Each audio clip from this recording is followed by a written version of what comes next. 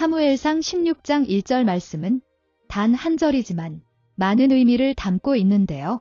먼저 말씀부터 보고 시작하겠습니다.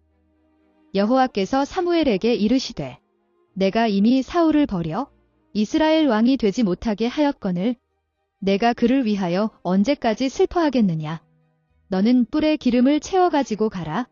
내가 너를 베들레헴 사람 이새에게로 보내리니 이는 내가 그의 아들 중에서 한 왕을 보았느니라 하시는지라. 사울 왕의 타락으로 깊은 슬픔에 빠진 사무엘은 사울을 위해 눈물로 기도하고 있었습니다. 그때 하나님께서 특별한 말씀을 주셨습니다. 첫 번째, 나는 이미 사울을 버렸다. 사울은 스스로를 작은 지파의 작은 집안 출신이라고 할 정도로 겸손한 사람이었습니다. 하지만 정작 왕이 되었을 때 빠른 속도로 교만해졌고 자신의 왕위를 지키기 위해 온갖 악한 일을 일삼았습니다. 만약 사울이 하나님 앞에 전심으로 회개하고 하나님의 성품으로 나라를 다스렸다면 하나님께서 버리셨다는 말씀을 거두셨을 것입니다. 하지만 안타깝게도 사울은 한 번도 하나님께 나아가지 않았습니다. 그리고 왕위에 있었던 그의 40년의 삶은 늘 불안과 걱정으로 가득했고 그를 마지막으로 그의 왕조는 끝이 났습니다. 여기서 우리가 배울 수 있는 것은 아무리 큰 죄를 지었어도 하나님께 나아가서 철저히 회개하고 다시 살아내기로 마음을 먹어야 한다는 것입니다. 하나님은 7번을 잃은 7번까지도 용서하시며 다시 기회를 주시는 분임을 믿어야 합니다. 두 번째, 언제까지 슬퍼하겠느냐. 이 말씀은 책망의 말씀이 아니라 위로의 말씀입니다. 여기서 더 나아가 그저 위로만 하려고 하시는 것이 아니라 당신께서 준비한 소망이 있으니 더 이상 슬퍼할 이유가 없다는 말씀입니다. 슬픈 일을 겪으면 잠시 슬픔에 빠져 있을 수는 있지만 빠른 속도로 벗어날 수 있는 이유는 소망 그 자체가 되시는 하나님께서 우리가 슬픔에서 벗어나기를 기다리고 계시기 때문입니다. 세 번째, 너는 뿔에 기름을 채워라.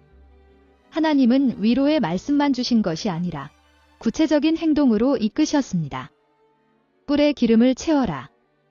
이 말씀 속에는 이스라엘을 향한 하나님의 새로운 계획이 담겨 있었습니다. 하나님은 이미 당신의 마음에 합한 다음 왕을 예비하셨고 그를 기름 부어 세우시려는 것이었죠.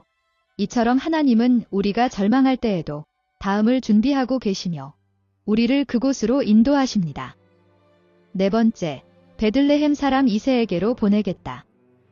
이스라엘의 베들레헴은 예루살렘 근처에 있는 작은 시골입니다. 이곳에서 하나님께서는 한 왕을 보셨다는 거예요. 여기서 우리는 또 다른 소망을 발견할 수 있죠. 세상이 바라보는 사람의 기준은 스펙이지만 하나님께서 바라보는 사람의 기준은 중심입니다.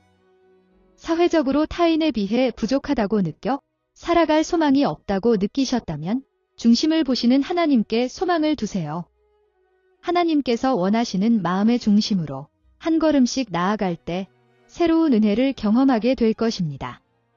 다섯 번째, 이새의 아들 중에 한 왕을 보았다.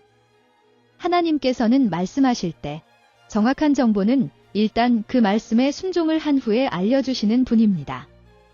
1절 말씀을 다시 보시면 뿔에 기름을 채우고 가라. 너를 베들레헴 이새에게 보내겠다. 내가 그 아들 중에서 한 왕을 보았다. 딱 목적지까지만 알려주셨을 뿐입니다. 혹시 하나님의 음성을 들었지만 더 정확한 정보와 확신이 없어 주저하고 계시진 않으신가요? 그렇다면 일단 발걸음을 떼보세요. 그때 바로 그 다음 갈 길을 알려주실 것입니다. 우리는 이 짧은 한 절로 하나님의 성품 5가지를 발견했습니다. 용서의 하나님, 슬픔을 위로하시는 하나님, 새로운 소망을 주시는 하나님, 사람의 중심을 보시는 하나님, 한 걸음씩 인도하시는 하나님. 이 5가지의 하나님의 성품을 기억하고 있으면 어떠한 상황을 만나더라도 사무엘처럼 일어설 수 있습니다. 이렇게 사무엘상 16장 1절을 시작으로 한 절 한 절 말씀을 깊이 묵상하며 하나님의 성품과 성경 속 인물들의 이야기를 함께 나누어 보려고 해요. 더 많은 이야기를 나누고 싶으신 분들은 구독과 좋아요, 알림 설정 부탁드립니다.